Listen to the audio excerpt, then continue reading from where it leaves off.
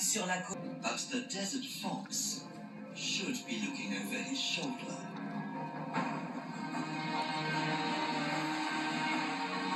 Off the northwest coast of Africa, a vast transport fleet appears on the horizon.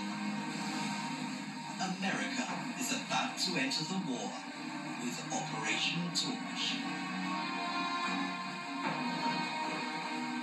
It was a very impressive sighting. This is really the first great American war fleet now being sent into action against the Axis. Given the fact that this whole thing was thrown together in 2 months' time, I think demonstrates that the U.S. is on the verge of superpower status.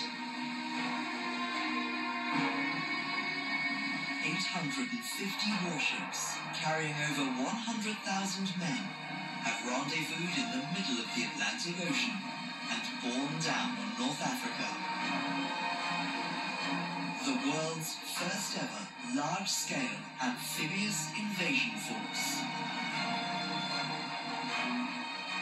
Really, it's extraordinary, particularly at that moment in the war. A lot of the ships are coming fresh out of the shipyard. A lot of the crews are incredibly green, and yet it still works.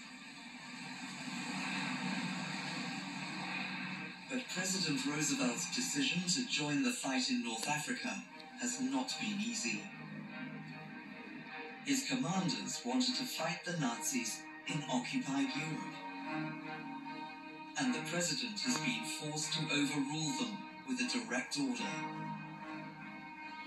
The president is the commander-in-chief.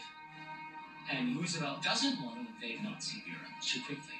He believes it would be too bloody, too difficult, and you might end up with mass American casualties. The invasion of North Africa suits Roosevelt because the American army can bed in.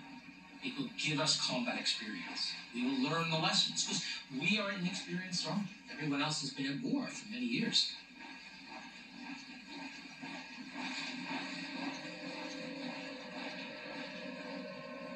And Winston Churchill has sold Roosevelt a major advantage for blooding his troops in North Africa. The American amphibious assault can make landfall not in Axis territory, but in Algeria and Morocco, colonies controlled by the French. The belief is that the French will welcome us with open arms as liberators. Hitler, after all, has invaded their country and then created this puppet government, this Vichy France. And, who, if you're French, would not want to get rid of this? There's such a long-standing history of friendship between the U.S. and France fighting alongside one another. President Roosevelt beams a speech in French over colonial radio to greet America's old friends. Mes amis, vive la France éternelle. On the morning of the 8th of November, the first stage of the US landings begins. A small force of just over 400 American troops in 2 British Royal Navy ships moved to peacefully take control of the Algerian port of Oran. But things do not go according to plan.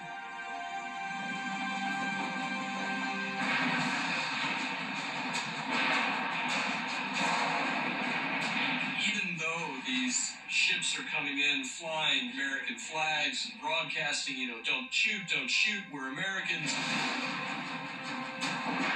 The French immediately open fire on them and just rape them from stem to stern. It's pretty horrible.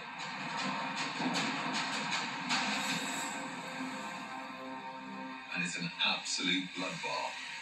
About 700 Allied soldiers lose their lives, mostly American, but also Royal Navy are killed in this operation, and it's a total fiasco. The French had never forgiven the British for sinking part of their fleet at Mers el Kabir, which of course is in French North Africa, in 1940, directly after the armistice. and it's the Americans that are paying the price. Churchill's decision to sink the French fleet in Algeria 2 years before has come home to roost for the Allies. Along the coast in Casablanca, Morocco, a French fleet sorties from port to engage the American Navy in open combat.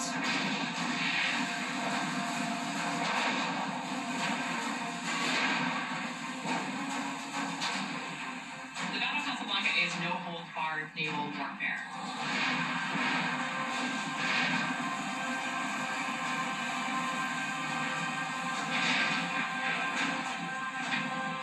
By the time the Americans are done with the French fleet, Casablanca Harbor is a cemetery.